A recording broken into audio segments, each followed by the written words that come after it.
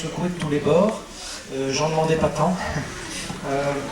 Je pensais en venant, en regardant la liste des noms des musiciens qui vous ont écouté tout cet après-midi, je crois que ces gens-là s'y connaissent bien plus en musique traditionnelle que moi je peux connaître de par mon passé. Donc j'essaie de ne prendre que ma place. Il se trouve qu'il y a plein de choses qui se passent, c'est beaucoup, c'est même à la limite beaucoup trop. Mais puisqu'il y a des choses qui doivent se faire, j'accepte de les faire au nom de tous ceux qui font de la musique et tous ceux qui représentent la Bretagne. Et je crois que c'est...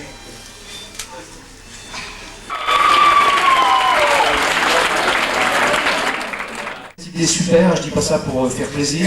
J'ai réalisé en fait les jours derniers, quand j'ai reçu le fax, que je suis rentré à la maison hier, j'ai réalisé ce que ça voulait dire, ce côté interlycée, je trouve ça très bien. Parce qu'en ce qui me concerne, c'est dans les lycées et dans les collèges que j'ai commencé à jouer, parce qu'on était sur place, parce qu'on avait l'âge de commencer, et qu'il y avait des salles, il y avait des instruments. À l'époque, on ne pouvait pas trouver des guitares électriques et des amplis. C'était sur place à l'école. Et moi, au Liquès ou à Saint-Louis-de-Châtelain, là, c'est mes premières armes. C'est aussi là que je les ai faites. Donc, je trouve que c'est vraiment une idée super. Et en fait, j'ai réalisé hier, en lisant le fax, à quel point cette idée était encore mieux que je l'imaginais. J'avais pensé que ça se passait ici, c'était les groupes du lycée de Lannion. En fait, quand j'ai vu qu'il y en avait de tous les lycées, j'ai compris ce que ça voulait dire. Je trouve que c'est vraiment très très bien. Et je vous souhaite vraiment continuer.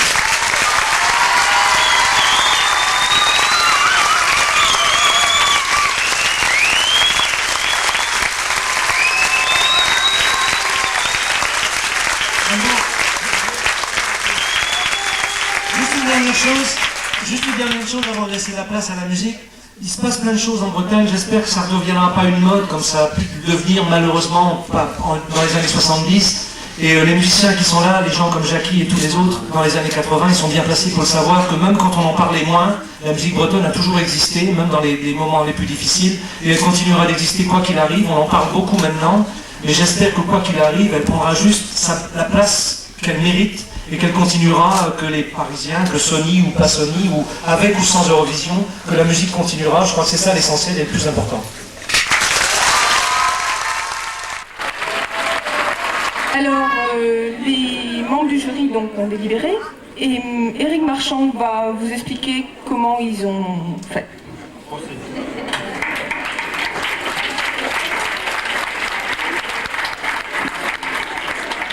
Salut tout le monde arrivera à sa minute. Ben een nubut volar daar pesserin de zgoumeyet.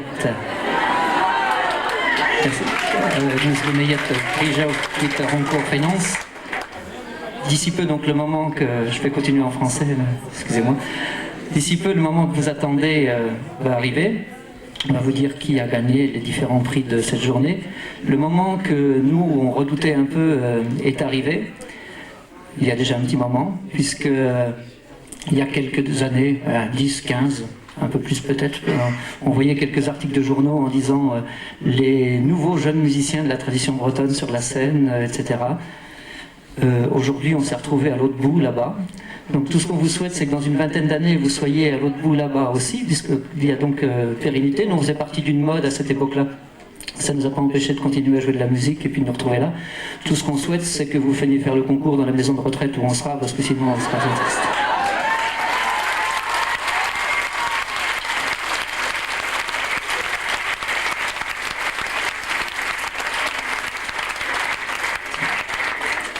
Donc on a donné les 4 premiers prix et on a aussi donné une mention spéciale du jury à 6 autres groupes, donc qui ne sont pas les 4 gagnants des prix qui sont décrits sur le programme.